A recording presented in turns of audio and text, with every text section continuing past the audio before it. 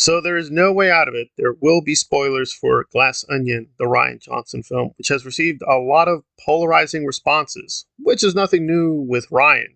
With The Last Jedi, or even the first Knives Out, people are just polarized about this guy.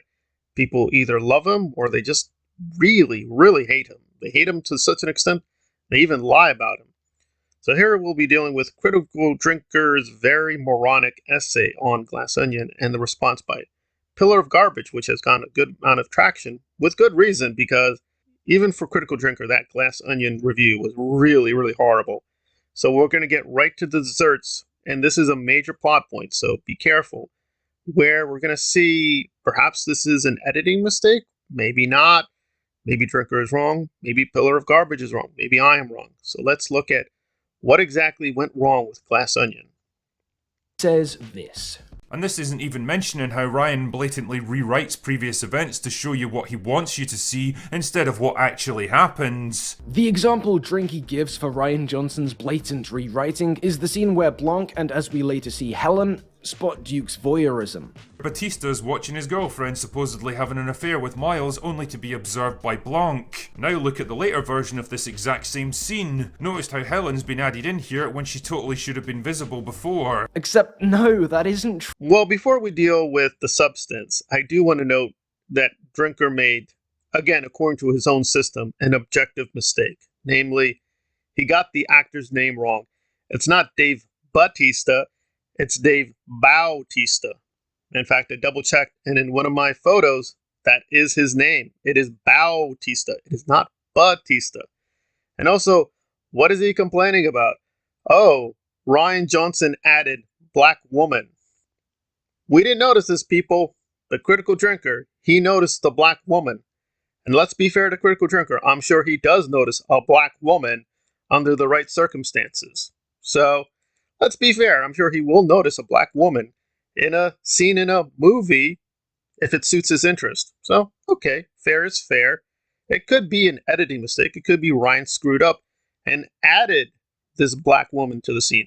But there is an alternative explanation, which Pillar of Garbage gets into, which would decimate what Drinker is up to. There's a reason the Drinker plays these clips on mute. Let me put the sound back on for you.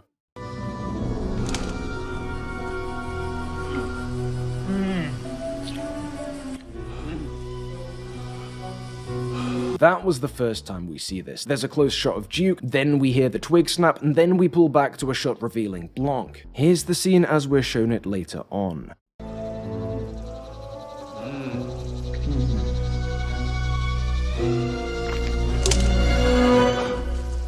We start with this slightly wider shot, revealing Blanc and Helen, then Helen leaves, causing that sound, and Duke turns round. This point is the moment we saw earlier on, and there's a very obvious, very obtrusive sound cue, the sole purpose of which is to communicate precisely this.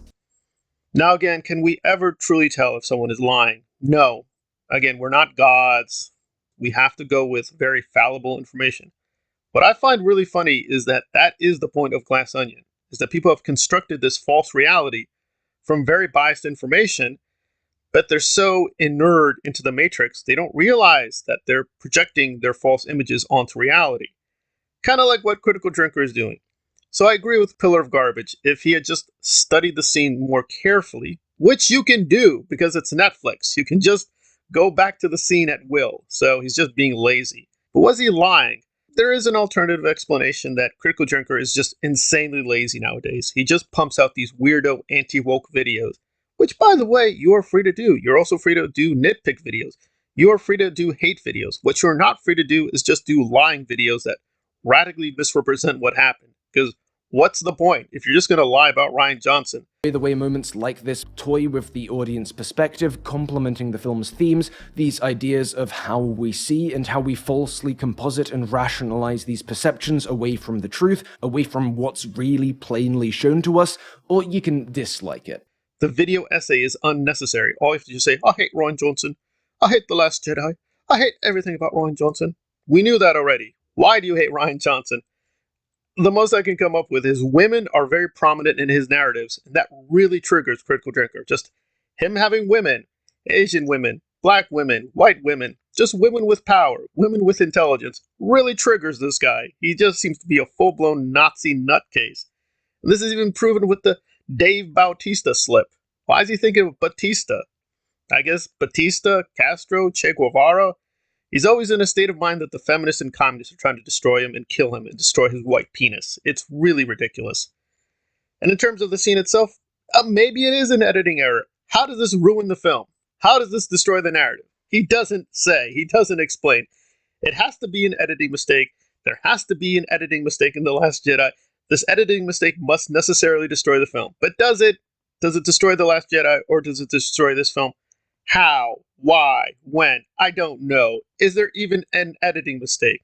As Pillar of Garbage articulates quite well, no. Maybe this is intentionally playing with our perspective. Maybe he's doing that with The Last Jedi. Maybe we have limited perceptions, and this is a satire on how wealth and power and celebrity distort our perceptions.